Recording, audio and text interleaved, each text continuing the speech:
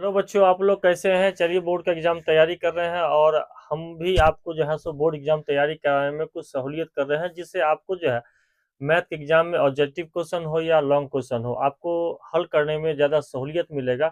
और हम आपको जो है आज ऐसा ऐसा ट्रिक और ऐसा ऐसा फार्मूला बताने वाले हैं, जिससे आप एग्जाम में देखते ही आप जो है उस क्वेश्चन का हल कर दीजिएगा। तो चलिए, वीडियो को जब तो शुरू करते हैं तो वीडियो को लाइक और सब्सक्राइब जरूर कीजिएगा और बेल आइकन को ऑन कर लीजिएगा, जिससे आपको इस चैनल पर बनने वाले जो भी इम्पोर्टेंट वीडियो होंगे वो आपको जो है सो मिलता रहेगा। हम आपको निर्देशांक ज्यामिति के बारे में एक एक चीज आपको बताते चलते हैं, आप लोग शुरू से अंत देखिएगा और एक एक चीज को नोट करते चलिएगा, जिससे आपको एग्जाम में देखने के बाद क्वेश्चन हल करने में ज्यादा सहूलियत मिलेगी। तो चलिए, सबसे पहले हम यहाँ करते हैं कि ये अक्ष है, हम लोग ऐसे भी अक्ष है, ये एक्स अक्ष है और आप लोग देखे होंगे ये एक्स डैश अक्ष है, ये वाई है और ये वाई डैश अक्ष है। ठीक है, इधर आपका प्लस होता है, इधर माइनस होता है, इधर प्लस होता है, इधर माइनस होता है। सबसे पहले यहाँ जो बिंदु कटती है, इस बिंदु को हम लोग मूल बिंदु कहते हैं, जिसका वैल्यू 0 0 होता है। तो पहला हो गया कि आपका मूल बिंदु हो जाता है, मूल बिंदु आपको 0 0 हो जाता है। दूसरा आता है एक्स अक्ष पर जो है सो मान, एक्स अक्ष पर मान, तो क्या हो जाएगा, एक्स हो जाएगा, वाई 0 हो जाएगा। तीसरा हो जाएगा वाई अक्ष पर मान, क्या हो जाएगा आपको, एक्स 0 और वाई हो जाएगा। इस चीज को आप देख लीजिएगा, ये तीनों परीक्षा में मतलब जो ऑब्जेक्टिव क्वेश्चन है उसमें पूछता है। उसके बाद हम लोग इसके आगे चीज देखेंगे क्या क्या होता है। उसमें क्या होता है कि आप मान लीजिए कि यहाँ पर दूरी ज्ञात करने के लिए कहता है, तो दूरी ज्ञात करने के लिए कैसे क्या कीजिएगा, तो दूरी ज्ञात करने के लिए आपको दो तरीके से पूछता है। एक पूछता है आपको x1 y1 दे करके और x2 y2 दे करके, इस पर भी दूरी पूछता है। तो इस पर जो दूरी पूछेगा तो आप जो है तो x2 माइनस x1 का होल स्क्वायर और प्लस y2 माइनस y1 का होल स्क्वायर था। अब दूसरा क्या होता है कि दूसरा दूरी पूछने के लिए आपको मूल बिंदु से दूरी पूछता है, तो मूल बिंदु से दूरी पूछता है तब वहां पर आपका आ जाता है एक्स वाई आ जाता है, एक्स वाई आ जाता है। तो फिर इसका दूरी अगर आप लोग निकालिएगा तो यहाँ पर डायरेक्टली निकलेगा एस स्क्वायर और प्लस वाई स्क्वायर। इस पांचों को आप गौर से देख लीजिएगा, जो आपको जो है सो अगर दो बिंदु देकर के दिया रहे तो इस तरह दूरी निकालिएगा, अगर एक बिंदु मूल बिंदु से पूछता है दूरी तो इस तरह निकालिएगा। अब क्या है कि परीक्षा में एक चीज और पूछता है, ढाल पूछता है, ढाल पूछता है या क्षैतिज रेखा पूछता है। तो ढाल के सूत्र के लिए जो है इसी पर देखिएगा कि ढलान का ढलान निकालना है, तो ढलान के लिए होता है y2 माइनस y1 बट्टे x2 माइनस x1। ये क्वेश्चन पूछता है बीच बीच में सवाल, और इसको आपको देखना है कि किस तरह इसको हल किया जाता है। तो आप डायरेक्टली अगर दो बिंदुओं का मान दिया रहे, यानी मान लीजिए x1 y1 और x2 y2 का मान दिया रहे, तो आप ढलान जो है या क्षैतिज आप आराम से इससे निकाल सकते हैं। उसके बाद अगला क्वेश्चन है इसमें कि अनुपात पूछता है। तो जैसे कि मान लीजिए अंतः विभाजन पूछता है, अंतः विभाजन, अगर अंतः विभाजन पूछता है तो ये आपका हो गया पांचवा, ये हो गया छठा। अंतः विभाजन पूछता है, अंतः विभाजन जैसे कि मान लीजिए m अनुपात n में करता है, तो इसके लिए सूत्र होता है x बराबर m x2 plus n x1 बट्टे m प्लस n होता है। उसके बाद y का निकालेगा तो m y2 plus n y1 बट्टे m प्लस 1। ये आपका हो गया। अब सतमा क्या है कि एक क्वेश्चन और पूछता है, बड़ा इजीली क्वेश्चन पूछता है, लेकिन आप उसको जो है सो हल नहीं कर पाते हैं। बहुत सारे बच्चे ऐसे हैं जो हल नहीं कर पाते हैं। जैसे कि इसमें पूछता है भुज और कोटि, भुज और कोटि पूछता है। तो x जो होता है वो भुज होता है और y जो होता है सो कोटि होता है। जैसे कि सवाल में अगर मान लीजिए यहाँ पर 2 माइनस 5 में भुज क्या है, भुज क्या है, तो भुज क्या है, तो भुज इसमें 2 हो जाएगा क्योंकि भुज x का है, इसलिए भुज बराबर आपका हो जाता है 2 आ जाता है।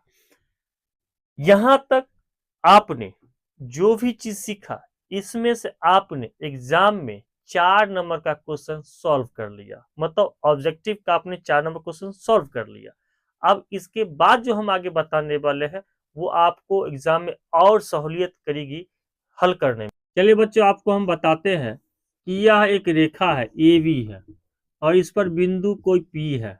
अब इसको क्या है कि x1 और y1 एक बिंदु यहाँ है, और x2 और y2 एक बिंदु यहाँ, इसके बीच में हमको निकालना है xy का वैल्यू निकालना है। ये हम आपको जो बता रहे हैं यह मध्य बिंदु का बता रहे हैं, मध्य बिंदु निकालना होता है और वो भी परीक्षा में पूछता है। ये जितने भी जो पढ़ने में जो कमजोर बच्चे हैं वो इसको थोड़ा गौर से देखिएगा, जिससे आपको सीखने में मदद मिलेगा। जो पढ़े लिखे हैं वो तो हल कर ही लेंगे, लेकिन जो कमजोर बच्चे हैं थोड़ा गौर से देखिएगा कैसे हल किया जाता है। मध्य बिंदु निकालने के लिए क्या किया जाता है कि इसमें x का निकालेंगे, y का वैल्यू निकालेंगे मध्य का, तो इसमें हम क्या करेंगे कि x1 प्लस x2 बट्टे 2 कर देंगे, और y के लिए क्या कर देंगे, y1 प्लस y2 बट्टे 2 कर देंगे। ये हो गया आपका मध्य बिंदु ज्ञात करना। क्या हो गया, मध्य बिंदु ज्ञात करना हो गया। अब तो यहां तक आप आ गई है, तो आप जो है त्रिभुज का क्षेत्रफल भी देख लीजिए कि त्रिभुज का जो क्षेत्रफल होता है इसमें निकालने के लिए, त्रिभुज का क्षेत्रफल सूत्र होता है 1/2 into x1 y2 minus y3 plus x2 y3 minus y1 plus x3 y1 minus y2। ये आपका हो गया, ये सूत्र हो गया। ये क्वेश्चन पर जो है सवाल पूछता है। अब हम आपको जो है इसमें हम कुछ हल करके बताते हैं कि कैसे हल किया जाता। तो हल करने के लिए सबसे पहला क्वेश्चन हम लोग लेते हैं कि मान लीजिए कि 7 है और -5 है का भुज क्या है, भुज क्या है। तो हम कैसे निकालेंगे, तो भुज बराबर पहले भुज उसके बाद कोटि, तो भुज बराबर 7 होगा। इसी में अगर सवाल दूसरा पूछे कि x का नियामक क्या होगा, नियामक क्या होगा, तो x का नियामक 7 होगा। कोटि पूछेगा तो कोटि बराबर आपका हो जाएगा -5, या फिर y का नियामक पूछेगा तो यह हो जाएगा आपका -5। ये आपको या तो भुज कोटि करके पूछे, या x का नियामक या y का नियामक पूछे, या इस तरह आपको जो है सो यहाँ पर हल करना पड़ेगा। उसके बाद अगला क्वेश्चन देखते हैं, दूरी ज्ञात करना है। तो जैसे कि मान लीजिए मूल बिंदु से 2 3 की दूरी ज्ञात करें। दूरी ज्ञात करें, तो कैसे ज्ञात कीजिएगा, तो हम आपको बताए थे कि दूरी बराबर क्या होता है, √s² प्लस y², यानी आपका हो जाएगा 2 का स्क्वायर और 3 का स्क्वायर, यानी यह क्या आ जाएगा 2 दूनी 4 और 3 तिया 9, 9 4 13, ये 13 इकाई हो गया। इसको आप देख लीजिएगा, यह इस तरह हल हुआ। उसके बाद अगला क्वेश्चन अगर हम लोग देखना चाहेंगे कि हमको ढाल पूछना है, बताना है ढाल कैसे होगा। अगला क्वेश्चन है कि बिंदु 4 3 और बिंदु 5 7 की क्षैतिज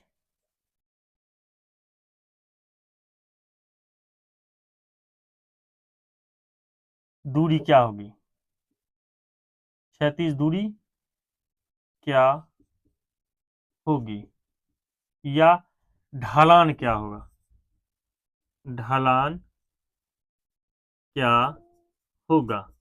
तो ठीक है, तो ढलान ज्ञात करना है। तो ढलान का सूत्र अभी हम बता है, ढलान बराबर क्या आ जाएगा y2 माइनस y1 बट्टे x2 माइनस x1।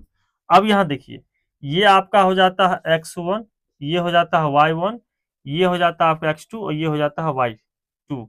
तो y2 आपका यहाँ 7 आ गया और y1 आपका 3 आ गया, उसके बाद x2 आपका 5 आ गया और x1 आपका 4 आ गया। यानी यहाँ क्या आ जाएगा कि 7 में से 4 गया, 3 गया तो 4 बचेगा, और यहाँ आपका 5 में से 4 गया तो 1 बचेगा। यानी यह 4 है। इसकी ढलान कितनी हो गई? 4 हो गई।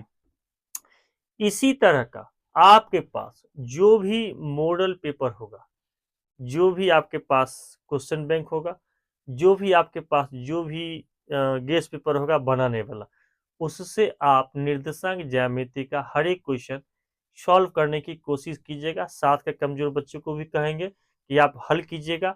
अगर आपको हल करने में सहूलियत मिलती है, अगर नहीं मिल पाती है, तो आप हमें क्वेश्चन कमेंट बॉक्स में भेजिएगा।